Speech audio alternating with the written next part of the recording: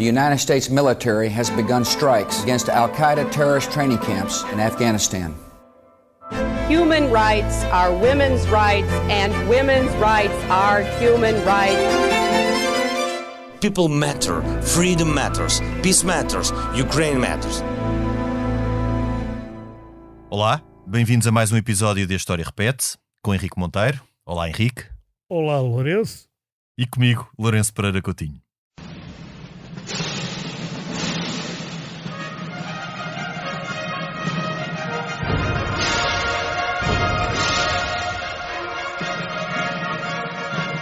Hoje vamos falar sobre a chamada Primavera dos Povos de 1848. Aquela em que, num contexto de crise económica e política, tanto os nacionalismos quanto as ideias socialistas manifestaram-se com particular acuidade em vários países europeus.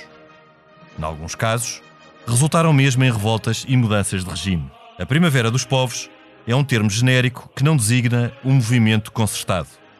Em alguns casos, as revoltas manifestaram-se contra o domínio dos impérios, assentes no princípio da legitimidade dinástica, que vigorou após o Congresso de Viena e teve a Rússia, Prússia e Áustria por expoentes. Neste contexto, surgiram revoluções, por exemplo, na Polónia, que então estava partida entre austríacos, prussianos e russos, e em Itália, onde a Lombardia e Toscânia estavam sob controlo austríaco. Estas manifestações nacionalistas, com raízes na Revolução Francesa e, depois, no Romantismo, atingiram também o espaço alemão e italiano. Estes nacionalistas defendiam que a cada povo, ou seja, grupo de cidadãos que partilhava a mesma história, cultura e habitava no mesmo espaço territorial, devia corresponder um mesmo Estado.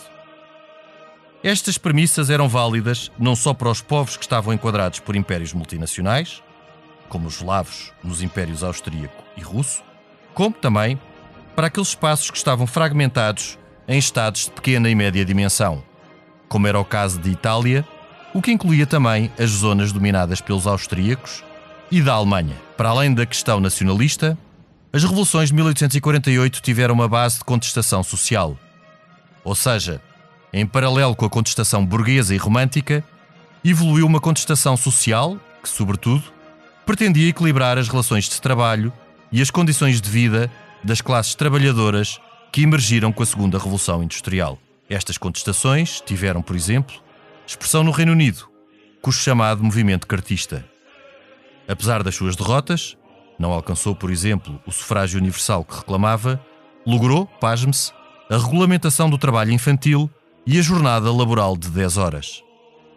Também em França, onde o socialismo, depois classificado pelo marxismo como utópico, opunha-se à monarquia burguesa de Luís Filipe de Orleans e teve protagonismo durante a Revolução de Fevereiro de 1848, aquela que deu origem à Segunda República.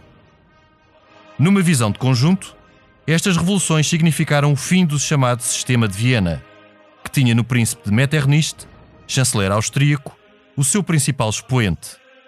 Este foi afastado precisamente em 1848. Ainda marcou o ponto de partida para os movimentos de unificação italiana e alemã.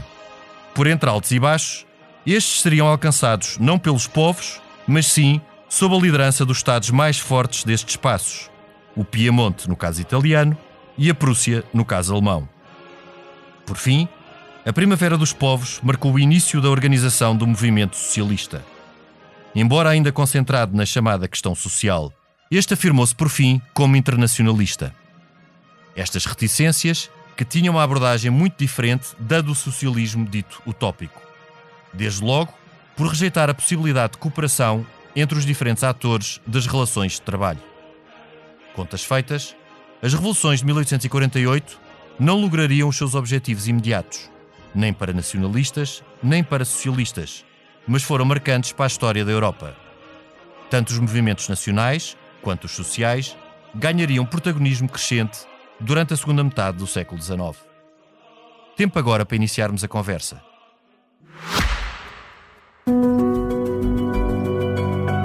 Este podcast tem o patrocínio de Germano de Sousa, o Laboratório de Portugal. Qual foi para ti o impacto e o significado desta Primavera dos Povos? Bem, se eu quisesse dizer assim uma espécie de piada, diria que foi o ano em que um fantasma assolou a Europa. Porque estas são as primeiras linhas do Manifesto do Partido Comunista, do Marx e Engels, que é publicado justamente em 1848 também. Sim, apesar do seu impacto na Primavera dos Povos ter sido nula, foi nula, mas é curioso que o Marx e o Engels teorizam em 1848 aquilo que vem a ser depois determinante no final do século XIX, princípio do século XX e até durante boa parte do século XX ainda,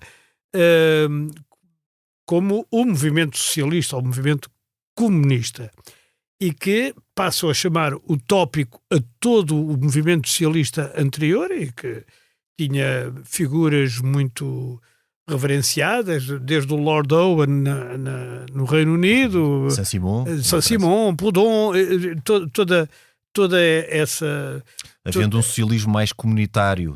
Havia um socialismo mais comunitário, havia um socialismo mais anarquista do Proudhon, havia um socialismo mais ligado, mais afastado, digamos, das questões do Estado e muito focado nas questões sociais, aquela base, a nós não nos interessa quem governa, interessa-nos a forma como governa. Sim. Portanto, nas questões de república ou monarquia ou outras não foi relevante, sim. Não era relevante. Mas... E que era maioritário, que foi maioritário em 1848. Exatamente, mas o que traz de novo, do meu ponto de vista, a Primavera dos Povos, que não é, como tu sublinhaste, e bem, um movimento conjugado em vários países, é um movimento que acontece ao mesmo tempo em vários países. Claro que há influências, há contágios, há isto tudo, mas mas não há nenhuma combinação. Ou seja, o movimento de unificação da Alemanha não pode ser ligado ao da Itália. As revoluções que levaram à República Francesa e depois que acaba por reverter-se outra vez na monarquia, não têm nada a ver com, digamos, com aquilo que se passa em Praga. Sim, os contextos e motivações eram bastante diferentes. Mas há uma coisa em que há uma ideia que já vinha de trás e que em 1848 se estabelece, que é um povo, um território e uma administração constituem um Estado. Não é? Portanto, a uma nação deve corresponder a um Estado. Exatamente. Não, e a noção do Estado em si. Sim. A noção do Estado como esta. Nação. E de nação, que é administração, povo, território. Tens um povo e um território, tens uma administração, tens um Estado. Até aí, quer dizer, o que era um Estado? Bem, quer dizer, era uma coisa de geometria variável, como a gente sabe. Por exemplo, a Itália, que é um bocadinho de experiências nesta época, não é? Tens os republicanos, como o Mazzini, da Jovem Itália. Da Jovem Itália, o próprio Garibaldi no início. Foi um militante da Jovem Itália. Foi também um militante da Jovem Itália. Tens os Carabinieri, os Carbonari, os Carbonários. Carbonieri é outra coisa. Carabinieri eram como é que se chama? Guarda Republicana. É a Guarda Republicana de lá. Mas os Carbonários, que curiosamente, ao contrário do que é o imaginário popular, começam por ser católicos e alguns muito até neo-galfianos, ou seja, que achavam que a predominância em Itália predominância política devia ser exercida pelo Papa, coisa que não era aceite depois pelo rei de Nápoles e pelos... Do Piemonte de Sardanha, que não eram mais... Exatamente. Porque o Papa tinha status. Na altura existiam os status papais, portanto tinha poder temporal. Que foram, aliás, depois condensados até chegarem ao Vaticano. Que é o único Estado papal que resta. Mas tudo isto, a Itália foi uma confluência de movimentos diferentes, uns republicanos, outros socialistas, outros monárquicos. Sim, com motivações bastante diferentes. Unificadores, mas sob uma monarquia. Henrique, só para irmos aqui às origens desta questão da nação e do império. A nação é um conceito, até a nação em armas, que surge com a Revolução Francesa. Aquela ideia do cidadão constituinte da nação e depois como um corpo, que depois evolui no tempo romântico. Desta nação de cidadãos do tempo da Revolução Francesa, evoluímos num tempo romântico para a ideia também da história. E depois também... Sim, mas isso é século XIX. É século XIX, no romantismo, em pleno romantismo. Agora, a esta ideia de nação e a uma nação corresponder a um Estado, território e com uma mesma origem cultural e histórica, opõe-se o conceito que prevaleceu a partir de 1815, do Congresso de Viena, que é o conceito da legitimidade dinástica. Exato, que é o conceito a que todos estes revolucionários vão contestar em 1848. Exatamente. Porque o princípio do Congresso de Viena era um princípio que era o princípio que fundou depois os impérios e que justificou os impérios a partir daí, sobretudo o austríaco e o russo, que era eu só não sei se estou de território. acordo que a cultura seja envolvida. Quer dizer, o mesmo um povo, um território, uma administração, não sei se a cultura, por exemplo, a Bélgica é um país, eu sei que é um país inventado e tampão. Mas a Bélgica não é um Estado-nação, não é? Sim, bom, mas por exemplo, a própria Alemanha é unificada com culturas diferentes, não é? A cultura do Norte é diferente. Sim, mas há uma cultura germânica, enquanto, por exemplo, tu na Bélgica identificas os valões e os flamengos com culturas completamente diferentes. Completamente também não são, mas... Sim, mas substancialmente. Enfim, a própria Itália tem culturas muito diferentes, quer dizer, a cultura da Catânia em relação à cultura do Ducado de Milão ou do Piemonte e isso tudo, quer dizer, não tem nada a ver uma coisa com a outra. Quer dizer, se a gente aqui acha um minhoto diferente de um algarvio ou de um alentejano... Sim, mas existindo Itália, obviamente culturas é específicas e diferenças significativas entre Nápoles e o Piemonte, por exemplo, ou a Lombardia, há um elemento comum cultural. Se mantêm, curiosamente. Sim, que se mantém, mas há um elemento cultural comum que se baseia em toda uma herança histórica até. Sim, de Roma. De Roma e depois de todo o percurso pelo Sacro Império, de separação do Sacro Império, aquela ideia de italianità que já vem do Petrarca. Portanto, há ali também um elemento comum, como no espaço germânico.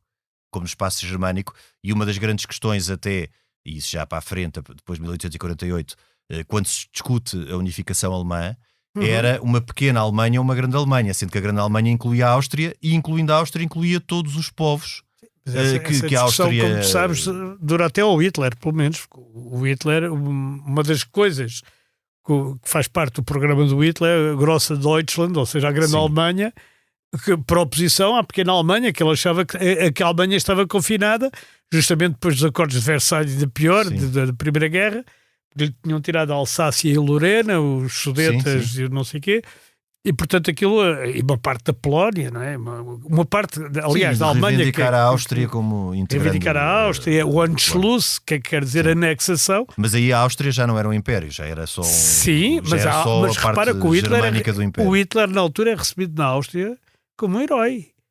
Eu sei que os austríacos não gostam que a gente diga isto. Sim, mas em 1938 foi. Em 1938 ele é um herói, porque ele unifica a Áustria. Portanto, toda esta questão que nasce em 1848 só vai finalmente terminar, do meu ponto de vista, em 1945. Ou seja, no final com a derrota do Hitler. Sim, mas com uma diferença grande. É que o conceito de nacionalismo evoluiu também. E enquanto os nacionalismos, grosso modo, não é? E generalizando, porque como já vimos, estas questões são muito complexas e há aqui muitas nuances e muitas motivações e contextos diferentes. Mas enquanto, grosso modo, o nacionalismo de 1848 foi um nacionalismo progressista, ou um nacionalismo que se opunha ao conservadorismo. Agora estamos a falar já do problema de conceito de conceitos. Porque se opunha ao conservadorismo dos impérios. É verdade, mas aí, como tu sabes, logo depois de 1848, há uma reação conservadora em praticamente todos estes países. Penso que não escapa nenhum. Depois, não é? A derrota deste conceito de nacionalismo em 1848 leva que as unificações, sobretudo de Itália e da Alemanha, que são os dois grandes países que se unificam já na década de 60 e 70 do século XIX, se unifiquem sob um Estado que, em ambos os espaços, eram Estados mais importantes. A Prússia, no caso alemão, e o Piemonte, no caso italiano. Portanto, já numa base mais institucionalista ou institucional e mais positivista, no aspecto de que despiu-se de romantismos e foi, sobretudo, pragmática na forma como abordou as unificações. E o nacionalismo em França volta-se à monarquia, embora de uma forma bastante... Sim, mas com Luís Bonaparte, enfim. Houve a restauração do Império. A restauração do Império de Luís também Bonaparte. É muito curioso quando falas nisso. Do imperador, depois será o imperador Napoleão III. Em 1848, as barricadas em França, como já tinham existido em 1830, todos os anos há barricadas em França. O século XIX em França e o desde 1789 ainda hoje há barricadas em França. A partir de 1789 foi e antes com as frondas e a Jacques Riche, França sempre foi muito contestatária. Mas em 1830 foi contra o conservadorismo e inicia-se um regime burguês, que é o regime de Luís Filipe de Orleans, entre 1830 e 48. E depois em 48 é contra a burguesia e ainda há ali depois dois pomos de discórdia, ou dois pontos em disputa, duas concepções de Estado em disputa. Por um lado, os defensores do Estado Social, que também estavam ali muito juntos do Prodome, apesar do Prodome ter-se desviado muito e ter até desdenhado e mantido a distância destas revoluções de 1848, e aqueles que pretendiam a continuação de um Estado burguês. E é este Estado burguês que continua a evoluir e que elege o príncipe Luís Napoleão como Presidente da República logo em 1848. E este príncipe Luís Napoleão é Presidente da República até 1851, quando, por plebiscito, volta a restaurar o Império, o Segundo Império. Até por esta ligação, este príncipe Luís Napoleão, depois Imperador Napoleão III, tem uma história muito curiosa, porque ele foi um aventureiro nos tempos da Itália de 1820. Exato. Com os Mazzinis e com esses todos, e com esta jovem Itália. E depois ele procura fundar uma espécie de um Estado social em que o Imperador era o pai, e em que havia uma relação direta do Imperador até com as classes trabalhadoras. 48, até pelo próprio plebiscito, até fundado na própria plebiscito. Em 48, por exemplo, foi estabelecido, por exemplo, um direito que até então não existia, que era o direito ao trabalho. Sim. O direito ao trabalho é uma ideia francesa de 1848, que aliás vem antes da Inglaterra também o direito ao trabalho e o estabelecimento do horário de trabalho, que hoje nos parece completamente ridículo, 10 horas por dia. 10 Quer dizer, é o dobro. E trabalhavam ao domingo. Exato. E também a regulamentação do trabalho infantil, o que na altura queria dizer para a partir dos 6 anos, não é? Como agora eu penso que passou a ser obrigatório a partir dos 10, imagina. Sim, exato. Quer dizer, mas na altura o trabalho infantil começava aos 6 anos, antes da regulamentação. Mas quando se regulamenta o trabalho infantil, pressupõe-se que ele existe e que ele vai continuar a existir. Exatamente. Ou seja, no fundo, legaliza-se o trabalho infantil a partir dos 10 anos. Legaliza-se, quer dizer, tenta-se regulamentar aquilo que pode ser. Sim, mas ao passar para a lei, automaticamente quer dizer que a partir dos 10 anos é legítimo empregar crianças a partir dos 10 anos. Mas isso, cada época tem as suas contradições. Por exemplo, nós agora também temos. Há quem defenda a passagem do voto aos 16, sim, embora a maioridade seja aos 18, e depois para trabalhar seja outra vez aos 16 e a coisa do penal é aos 16. Abrindo-se um parênteses, eu sou completamente também, mas contra essa ideia do voto aos 16. A carta é aos 18, quer dizer, há aqui vários, entre os 16 e os 18, neste momento há ali... Mas na altura entre os 6 e os 10, não é? Porque as crianças, como aliás escreveu aquele neorrealista Seferino Pereira Gomes, eram homens que nunca foram meninos, não é? Pois, na altura isto é mesmo verdade. Uma imagem. É mesmo verdade, porque aqueles homens proletários. E agora, 48 trouxe outra coisa, se não te importa, já a posteriori, que é a separação de interesses entre aquilo que o Marx definiu como proletariado e a burguesia. Porque até então isso era tudo povo, e o que o povo queria era mais liberdade, menos absolutismo nas decisões, mais representatividade, e estavam todos juntos. Quer dizer, não havia uma distinção entre aquilo que era um burguês, em termos de direitos políticos, não havia uma distinção muito grande. Se bem que, Henrique, mais uma vez, existindo contextos diferentes, porque, por exemplo, no caso alemão, ou num caso austríaco, em que os regimes ainda eram quando eu digo conservadores, não eram conservadores, liberais conservadores. Sim, ainda claro. Essa Constituição, regimes que não eram liberais. Há uma aliança e não há uma distinção entre os liberais, os burgueses e o povo. Mas, por exemplo, no caso inglês, em que já existia um regime parlamentar, e que sobretudo havia indústria já. E já existia indústria, e faça-se aqui justiça, muitas leis do trabalho, não de regulamentação do trabalho infantil, mas muitas leis do trabalho, os ingleses foram precursores. Há uma de 1834 e há o movimento cartista aí é muito forte, porque o movimento cartista inglês reivindica o sufrágio universal e não vai conseguir alcançar, mas é uma tentativa clara, e depois até o fracasso deste movimento cartista vai abrir espaço para os movimentos sindicais, para as trade unions e para tudo isso. Mas há aqui no espaço inglês logo uma clara oposição entre o regime liberal-burguês e as chamadas classes trabalhadoras. Mas o que é depois interessante analisar, e percebermos é que nesse espaço foi possível conciliar este regime parlamentar com as classes e conciliar, apesar de muitos choques, não é? Mas o resultado final depois no século XX foi uma possibilidade de conciliação entre eles, quando, por exemplo, o que era a proposta de Marx e dos marxistas é que esta conciliação nunca seria possível. Pois, é evidente que, aliás, era como é que se diz, uma contradição insanável, Sim. como eles escrevem.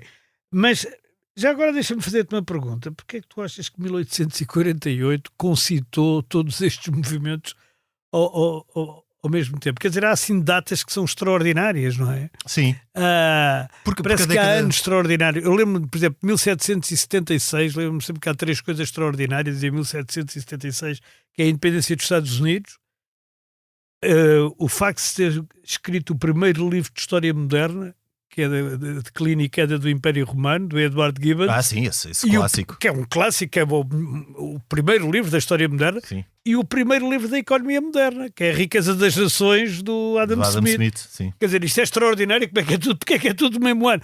E Sim. em 1848 isto é multiplicado por muitos, não é? Quer dizer, não só temos... Sim. Mas é que 1848 é o culminar de uma crise económica e social grande. Por exemplo, no caso do Reino Unido, até com o movimento cartista, nós... Mas a em crise França toda... é onde a crise é maior.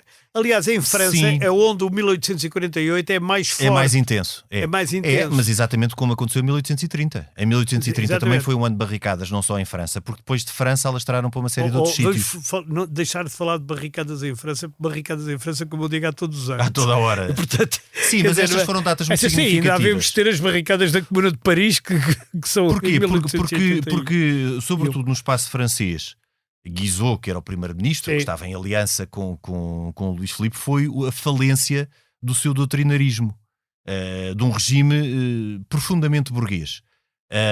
E teve esse culminar em 1848, até pela própria fraqueza que o regime e do desgaste que o regime, e sobretudo o governo, porque às tantas o regime confundiu-se com o governo, que o governo foi tendo, juntando-se a isto uma crise económica que foi particularmente acentuada não só em França, mas também nas Ilhas Britânicas. Todo aquele movimento cartista e de reivindicação de direitos por parte da classe trabalhadora é também paralela e em simultâneo com uma grave crise económica, de onde, por exemplo, os irlandeses foram os que mais sofreram, não é?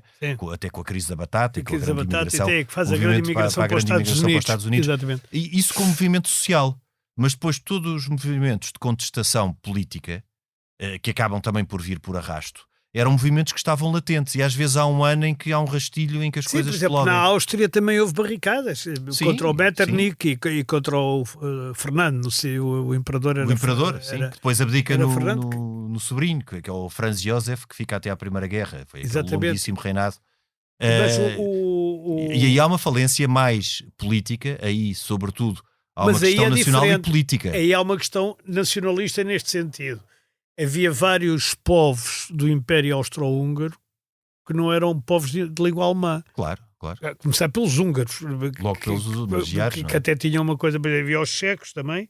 Os checos havia os romenos, havia os croatas. E os checos que reúnem... Havia os italianos cá no norte, não é? Sim, na Lombardia. E os checos reúnem nessa altura um congresso pan-eslavo. Exatamente. Ou seja, não só eslavo do sul, mas de todos os eslavos. Porque não acontecia no caso checo, mas, por exemplo, a Polónia estava partida em 3, não é? Entre os russos, os prussianos e os austríacos. É verdade. E ao mesmo tempo que em França se organiza um congresso dos povos. Sim. Que é curioso, em que há um discurso bastante interessante do Victor Hugo, o escritor. Victor Hugo, o grande romancista, onde ele defende, curiosamente, avant la lettre, a existência de uma Europa mais ou menos unida. Uma Europa dos povos. Uma Europa dos povos. Sim, está bem, mas que no fundo é o que a gente hoje defende, mais ou menos. Sim, exatamente. Quer dizer, e o faz também com 100 anos de antecedência, ou mais de 100 anos de antecedência. Um visionário. Era um visionário. Mas isto é até muito romântico, não é? Aliás, se tu olhares para a obra de Victor Hugo, nomeadamente talvez aquela que seja a mais... Os Miseráveis. Sim, que é extraordinário. Está entre o meu top de livros, sim, claramente. Quer dizer, a gente vê aquela perseguição que se faz ao Jean Valjean pelo Fouché. E parece Uma que- perseguição épica. uma perseguição épica que nunca mais acaba, e o Jean Valjean, coitado, só roubou um pão ou uma maçã, lá que é que ele roubou. Sim, é de uma injustiça e de uma crueldade e de uma... E depois o polícia é picuinhas, é um tipo que vai sempre atrás do Jean Valjean. Sim, aquilo é faça o patológico. que ele É uma fizer. perseguição Exatamente. patológica. E ele estava nos trabalhos forçados e tal. E, portanto, Mas esse 1848 Mas essa é a é a ideia. derrota é a derrota deste ideal romântico.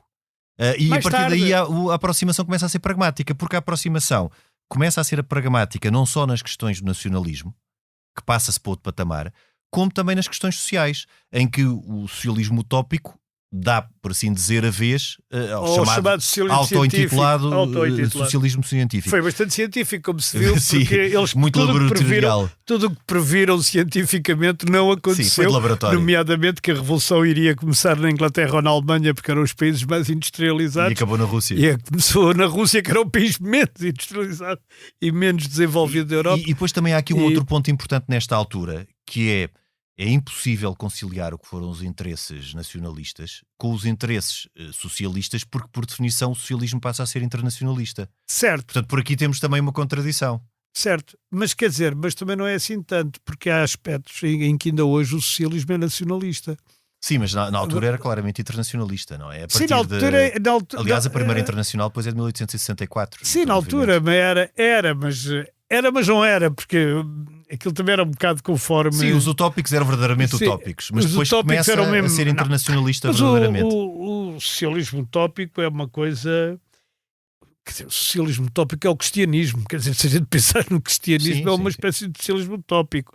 É Quer o dizer, cristianismo comunitário. Sim, essa coisa toda. O movimento kibutziano de Israel É um agora cristianismo sem está na moda religião. É falar um nisso. cristianismo não religioso, por Sim, assim é dizer. é uma coisa. De experiência comunitária. Mas que é uma coisa que uma pessoa sabe que não há, que não haverá. Poderá haver tendência para, mas é impossível. Sim, a ver- bondade humana ficou no Rousseau, não é? O bom selvagem. E mesmo Sim, ele não e era um bom mesmo o selvagem. Rousseau também não era isso que Ele não era um bom defendia. selvagem. Não, era um selvagem, mas não Era um bom. selvagem sem ser bom. Então, e ele não defendia bem isso também. Agora, voltando a 1848, isto é de facto um movimento que, pronto, só o facto de apanhar a França e o Império Austro-Húngaro e a Itália já é meia Europa, mais de meia Europa. E a não é? Alemanha? E a Alemanha, eu disse Alemanha, não é? A Alemanha, França, a Áustria, Alemanha. França, Áustria, sim, a Alemanha e tal, é mais de meia Europa. Curiosamente, Portugal e Espanha escapam um bocado a esta onda. Embora em Portugal, em 1848, acho uma coisa importantíssima. foi- O tratado foi o Tratado de Gramido, não é? De Sim, é de 1848. 47. sim. 47, 40, É, mas 47. Portugal também estava numa convulsão absoluta, mas por outros motivos. Sim, mas não também tem nada a por ver. rejeição ao cabralismo. O cabralismo que é muito inspirado por Guizot, pelas doutrinas de Guizot. Uhum. E portanto há também uma revolta contra esta preponderância na altura não se chamava primeiro-ministro, mas era do governo e do executivo, que é o mesmo que se passa em França, só que no caso francês, como já havia indústria, já havia uma classe trabalhadora ainda que incipiente, essa revolução toma outras proporções. Em Portugal houve uma guerra civil, que foi claramente política, mas também contestação social. A Maria da Fonte é claramente uma revolta popular. Mas nem por sombras com o impacto que tiveram estas, nem com o contexto que tiveram estas revoluções nestes espaços europeus. Sabes, há uma questão curiosa, até pela questão do romantismo e depois pela questão do pragmatismo com que, sobretudo no caso do nacionalismo e dos movimentos de unificação, começam a ser encarados a partir de então. É que na Alemanha, quando estes povos todos, dos vários reinos e dos vários estados alemães, começam a rebelar-se contra o poder político, que é sobretudo contra o poder político e no movimento de unificação, constitui-se o Parlamento de Frankfurt, que era um parlamento com representantes dos vários estados alemães. E este Parlamento de Frankfurt não só quis votar uma Constituição, como a votou e depois ela nunca foi aplicada, como também ofereceu e quis oferecer a coroa imperial ao rei da Prússia, Frederico Guilherme IV. E Frederico Guilherme IV, que até durante esse tempo tinha prometido outorgar uma Constituição, mas outorgada por ele, não aceitou a coroa imperial, exatamente por dizer que não aceitaria a coroa vinda e entregue pelos povos, mas sim, como veio acontecer depois na fundação do Império Alemão em 1870, por aclamação dos outros reis e dos outros príncipes, à boa maneira medieval. Portanto, isto mostra o que era a falta de sintonia entre aquelas figuras que dirigiam e o que eram as aspirações de alguns dos cidadãos, sobretudo os mais progressistas. Mas na altura também estava-se a inventar uma arquitetura política que não existia, não é? Sim. E, portanto, era mais difícil a gente dizer, olha, queremos aquele modelo. Sim. Mas era uma Europa claramente a duas velocidades, não é? Porque tu tinhas regimes liberais em França, regimes liberais no Reino Unido, e tinhas regimes não liberais no Império Austríaco, na Prússia, na Rússia. No resto da Europa quase toda. No resto da Europa quase toda. Bem, em Portugal era um bocado liberal também. Em Portugal era liberal, se bem que era um liberal condicionado, sobretudo em 1840, até a regeneração. Foi mais liberal depois do que... Era um liberal sob tutela militar e depois sob tutela de Costa Cabral. Exatamente. Mas sim, era liberal, formalmente era liberal. Mais que Espanha. Sim, mas de facto, esta Primavera dos Povos, o que tem de mais interessante é que acaba por ser um rastilho em que, em contextos diferentes, resultam em coisas muito diferentes, mas quase todos eles derrotados na altura. Exatamente. Pouco da Primavera dos Povos sobreviveu. Por exemplo, no caso polaco. Ou melhor, sobreviveu muito, mas não logo. De ideia, exatamente. Não é? De conceitos. Mas não imediatamente. Mas imediatamente não teve um efeito prático imediato. Pois. Ainda acaba por originar uma mudança de regime, no caso francês. No espaço italiano foram proclamadas repúblicas, designadamente nos territórios papais, que depois também não vingaram, reverteram. No espaço francês, como vimos, a Segunda República deu imediatamente lugar, pouco tempo depois, ao Segundo Império. No espaço britânico, o movimento cartista acaba por evoluir depois para as trade unions e para o sindicalismo, mas o sufrágio universal não foi obtido na altura e, portanto, todas estas questões acabam por se diluir. E tudo o que foi nacionalismo, lançaram-se as bases e as sementes, sim, mas quando se concretiza na década de 60 e na década de 70, é de uma forma completamente diferente. É por meio destes... Não, é de uma forma que na altura se considerava reacionária ou conservadora, quer dizer, porque sim, no fundo é uma... digamos, dizia sempre de Stalin que ele matava a oposição e depois aplicava-lhe o programa. Aqui foi um bocado isso, quer dizer, matou-se os grandes nomes desta primavera, não é? E depois acabou-se por aplicar o programa, embora de uma forma distorcida e completamente, às vezes, diferente. Bastante diferente no e às vezes alemão, até ao contrário. A Alemanha, o Império Alemão, forma-se na guerra. Com três guerras seguidas, contra a Dinamarca, contra a Áustria e depois contra a França. Contra a França, sim. Portanto, era completamente contrário àquilo que tinha sido a ideia original de 1848, que era um movimento espontâneo dos povos. Exatamente. E que os povos iriam conseguir a unificação alemã. E à medida que o tempo avança, a gente vai vendo sempre que as boas ideias acabam por ter os seus frutos, mas as más acabam por fazer o seu caminho mais depressa. Sim. E as utopias também rapidamente esbarram com a realidade. Pois, isso aí é que não há dúvida nenhuma. Porque... E estamos a assistir a um tempo desses também, mas enfim. Sim, sim. Estamos a assistir a um tempo... On verra. Henrique, ficamos hoje por aqui. Este programa tem o apoio de Germano de Sousa, o Laboratório de Portugal. A sonoplastia esteve a cargo de Ana Margarida Marques. Nós voltamos na próxima semana, noutro tempo e noutro espaço.